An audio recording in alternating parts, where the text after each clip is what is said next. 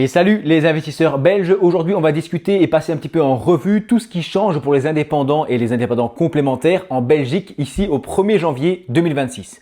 Société de management, société classique, profession libérale aussi, tout est chamboulé. Je préfère te le dire tout de suite parce que c'est pas juste une petite mise à jour, c'est vraiment un remodelage profond du paysage fiscal, social et administratif en Belgique. Pour un mieux au final, on l'espère. J'ai une dizaine de points essentiels à te présenter, mais d'abord un tout petit disclaimer. C'est important de dire qu'ici c'est un tour d'horizon. Il y a certaines choses qui sont votées, actées, mais c'est pas encore sorti. Tu vois, il n'y a pas des lois officielles et tout ça. Donc, il faut toujours faire tes propres recherches. C'est essentiel. Tout n'est pas définitif, les taux, les dates, certaines virgules, certains détails peuvent changer. Donc mon objectif ici, c'est de débroussailler le terrain avec toi pour que tu saches vers où te diriger et où faire tes recherches et qu'est-ce qu'il faut suivre absolument pour ce début d'année 2026, qu'est-ce qui t'impacte toi directement. Et on commence par mon premier point, à savoir les sociétés de management. C'est mon premier point. J'avais déjà fait une vidéo sur le sujet, mais quelques petits trucs ont évolué et sont un petit peu plus précis. On vise ici les professions libérales, les consultants, les holdings, les sociétés immobilières, ce genre de petites sociétés aussi qui sont régulièrement dans le viseur en fait depuis plusieurs années. Ici en 2026, ça continue et ça s'accentue même. Pourquoi? Parce que beaucoup de dirigeants utilisent une société surtout pour des raisons fiscales. Ils vont en fait ne pas se verser de salaire ou en tout cas le minimum et attendre 3 ans pour se verser des dividendes moins taxés selon le système des VVPR bis et donc payer 15% sur ces dividendes au lieu de 30%. Ça, c'était le plan avant. C'est légal, c'est juste une petite optimisation, sauf que l'État veut manifestement pousser les dirigeants à se rémunérer en argent, en cash. Pour pousser dans cette direction, le gouvernement parle ici d'une augmentation de 3 points, d'une hausse de 3% sur ce fameux précompte lié au VVPR bis. Donc on passerait de 15% à 18%. Toutes les PME éligibles au VVPR bis sont concernées. Il y a aussi les sociétés qui sont créées à partir de 2026 et évidemment sont dans le nouveau régime. Il n'y a pas de distinction entre grandes sociétés, petites entreprises, sociétés de management, entreprises industrielles, etc. Apparemment, c'est pour tout le monde, que ce soit une PME familiale ou une start-up. Tout le monde est concerné par ce nouveau taux qui devrait arriver. Ce qui est encore flou au moment où je tourne cette vidéo, c'est est-ce que toutes les distributions sur ces actions passeront automatiquement à 18% ou est-ce qu'il y aurait encore quelques petites niches qui vont se créer? Donc ça, ce sera à vérifier dans les textes définitifs, mais l'idée, c'est que ça toucherait très large en tout cas. Sortir des dividendes sera définitivement plus cher qu'aujourd'hui. On passe ensuite aux réserves de liquidation. Tu connais peut-être le principe, ta société va mettre de l'argent de côté, une partie de son bénéfice dans une réserve de liquidation. Elle paye un impôt complémentaire et ensuite elle peut distribuer ces montants à un précompte réduit après un certain délai. Donc tu mets de l'argent de côté, tu payes déjà des impôts dessus, tu laisses ça stacker pendant un moment pour montrer ta bonne foi et que tu as une petite réserve et que ton entreprise est saine et puis tu te le reverses pour moins cher avec moins d'impôts encore une fois. Ce mécanisme est modifié. Pour les nouvelles réserves constituées à partir de 2026, le taux de précompte à la distribution augmenterait. L'ancien taux, c'était 6,5% après 3 ans d'attente et le nouveau taux serait de 8,9%, donc plus de 2% d'augmentation. Encore une fois, il tape de manière assez précise dans le sens où ça reste avantageux, mais c'est vachement moins généreux qu'avant. Pour les réserves déjà constituées avant 2026, il faut que je reste un petit peu prudent parce que c'est pas encore très clair à ce niveau-là. Beaucoup d'analystes parlent du fait que normalement on pourrait garder l'ancien taux pour les réserves constituées avant les nouvelles taxes, que ce serait pas rétroactif, mais ça c'est à vérifier. J'ai pas l'info sûre à 100% ici, je préfère te le dire. Retenons simplement donc qu'ils vont taxer plus durement les réserves de liquidation. On passe ensuite aux rémunérations de dirigeants. 2 contraintes supplémentaires pour la rémunération. Pour les dirigeants qui se payent avec un mélange de salaire, d'avantages en nature, de dividendes, tu vois, tu joues un petit peu sur tous les tableaux, il y a des changements importants. Le premier, c'est la rémunération minimum. Tu sais peut-être qu'on peut bénéficier d'un taux réduit à l'impôt des sociétés, passer de 25% à 20%.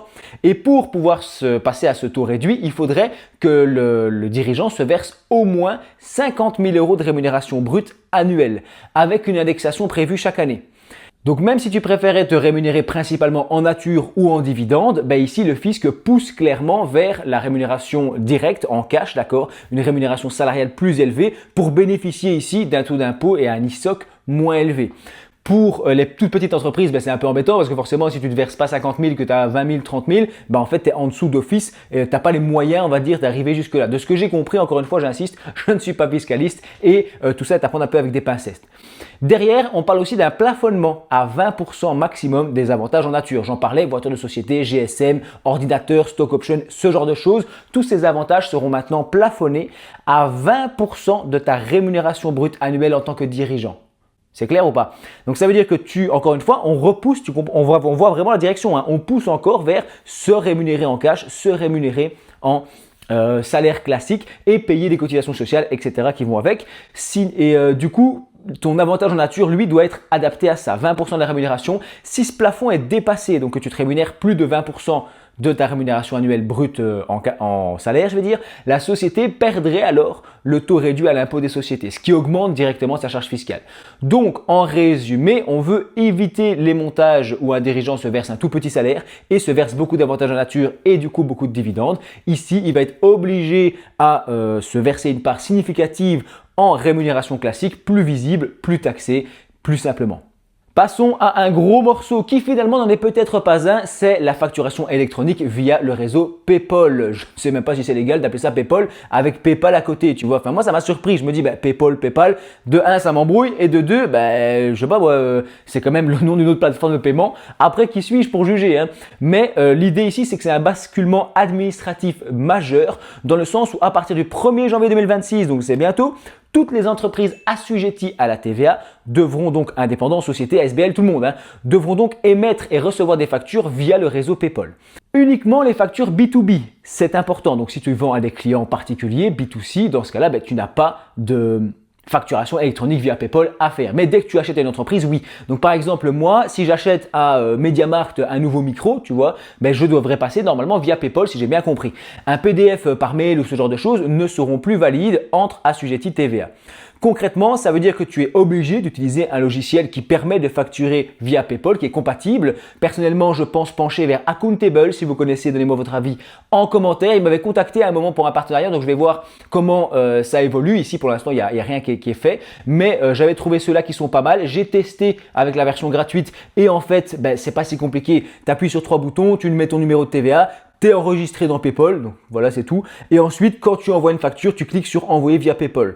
Donc franchement, je vois qu'il y a des grosses formations sur le sujet, machin, tout ça. Je n'ai pas l'impression que c'est si compliqué, n'est-ce pas? Après, ça dépend des gens. Je sais qu'il y a des gens, ils facturent depuis 40 ans, tu vois, soit en papier ou en PDF ou quoi. Et ici, on leur dit qu'il faut changer. Je comprends que ce soit vachement perturbant. Pour moi, ça l'est moins, mais je comprends que pour des personnes plus âgées, etc., tu te dises, punaise, moi, ça fait 40 ans que je bosse autrement, avec mon petit Excel habituel, j'ai pas envie de passer sur une plateforme différente. Ça, je comprends. Ça pourrait être un coût supplémentaire pour beaucoup d'indépendants et de très petites entreprises. Cependant, cet avantage, écoute bien, il y a un avantage fiscal pour tous ceux qui passent via des plateformes facturant PayPal, donc ce genre de Accountable et compagnie, eh bien tu pourrais déduire à 120%. Il faut vérifier ça, j'insiste parce que ici je parle, j'ai pas noté le truc, mais je sais qu'il y avait un truc comme ça jusqu'en 2027-2028, je ne sais plus, j'insiste là-dessus, mais tu pourrais déduire à 120% ces frais et donc finalement tu récupères complètement ton abonnement et puis sur le long terme, oui, il faudra payer cet abonnement qui serait du coup déductible des charges, mais bon, on a compris. De ce que j'ai pu lire également à ce niveau-là, le SPF Finance a l'air d'annoncer une courte période de tolérance dans le sens où il n'y a aucun report, c'est bien 1er janvier 2026, les entreprises sont censées être opérationnelles, mais en cas de non-respect, une première amende apparemment de 1 500 €, ensuite une deuxième amende de 3 000 €, une troisième amende de 5 000 € et ensuite des risques de refus de déduction de la TVA, etc. Donc on parle de changements assez lourds ici pour les indépendants et donc c'est important de passer via ce système de PayPal parce que sinon c'est vachement puni, même s'il y a une courte période de tolérance de ce que j'ai pu lire où évidemment, oui, c'est le début, ça se met en place, donc ils vont peut-être laisser passer 2-3 trucs, mais il faut y passer, ça c'est une certitude. Passons à mon prochain point, l'indexation des salaires, une mécanique plus limitée. Pour les revenus élevés, l'indexation automatique reste, mais elle est modifiée. En 2026, puis en 2028, je vais y arriver, pour les personnes qui gagnent plus de 4 000 € bruts, certaines allocations, pensions, etc., au-dessus de 2 000 €, eh bien, l'indexation ne sera plus un pourcentage, mais une indexation en centimes, jusqu'à atteindre une indexation cumulée de 2%. Ensuite, seulement après ce seuil, le système classique reprend. Donc c'est un système assez complexe, je n'ai pas tout compris, mais en gros, chaque commission paritaire a son propre mode d'indexation et l'ONSS doit encore finaliser certaines modalités techniques à ce niveau-là. Il y a des catégories qui seront pleinement indexées, d'autres partiellement. Donc les salaires et prestations plus élevés, c'est ce qu'il faut retenir, augmenteront moins vite que les salaires classiques. Donc ce sera ce qui est au-dessus de 4 000 €, tu l'as compris. Pour ce qui est du chômage, la limitation à 2 ans de chômage, bon ça te concerne peut-être un petit peu moins, mais ça reste important. 2026 marque un changement majeur au niveau du marché du travail. Si tu embauches du personnel, c'est important. Dès janvier, on aura 28 000 chômeurs de longue durée qui perdront leurs allocations. 43 000 suivront en mars et plus de 47 000 en avril. Donc ça va aller très vite. Plus de 120 000 personnes exclues sur 4 mois, 180 000 chômeurs exclus en 1 an et demi. Les zones les plus touchées, c'est la Wallonie et Bruxelles, on s'en doute, avec certaines communes dépassant les 4% de population concernée. C'est affolant. Les conséquences possibles pour toi et ton activité, c'est que tu aurais peut-être plus de candidats sur le marché de l'emploi et donc peut-être de meilleurs angles de négociation, une chute aussi du pouvoir d'achat de la population en Belgique.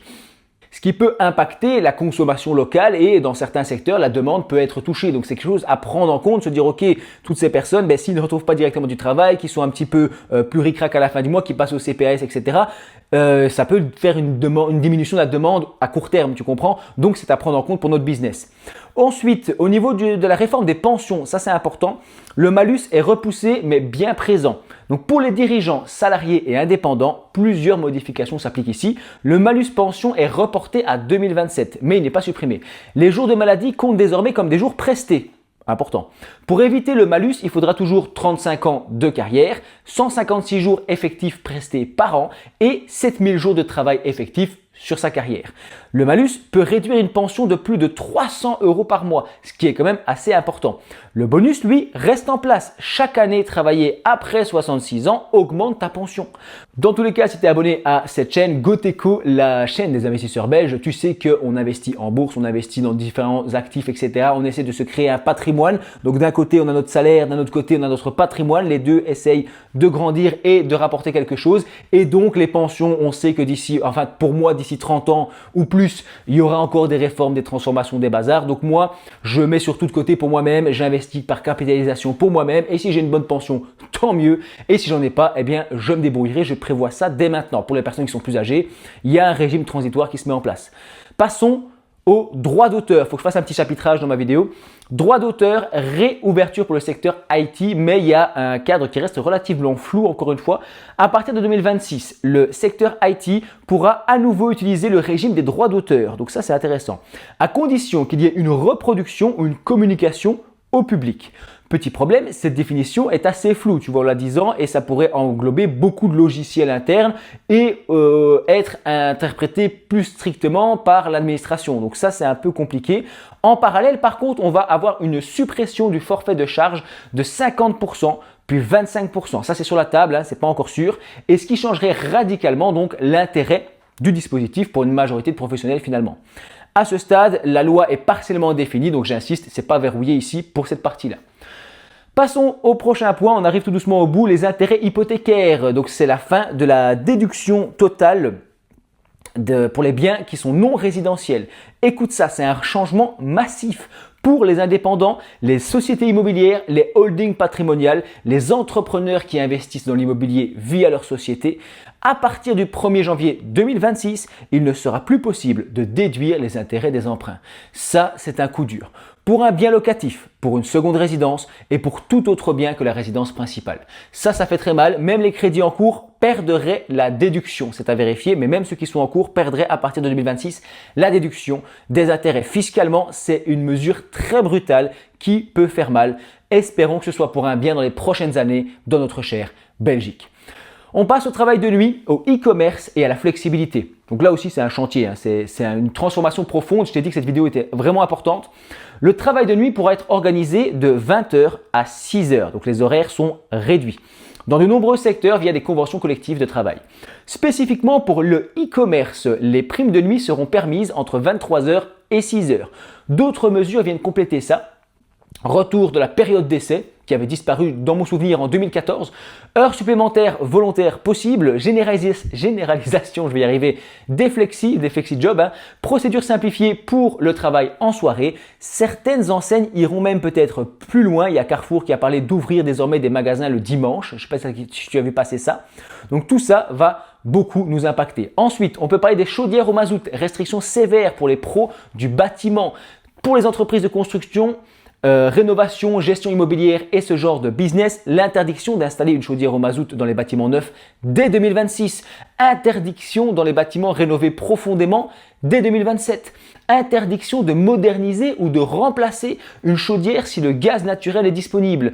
C'est chaud, donc les chaudières existantes peuvent continuer à exister, à fonctionner, mais on va transitionner directement et brutalement vers un nouveau système. Enfin, parlons des titres-services aussi à Bruxelles. Forte hausse du coût pour les clients finalement, puisque les entreprises actives dans les titres-services, le prix pour l'utilisateur augmente nettement. La réduction d'impôt disparaît.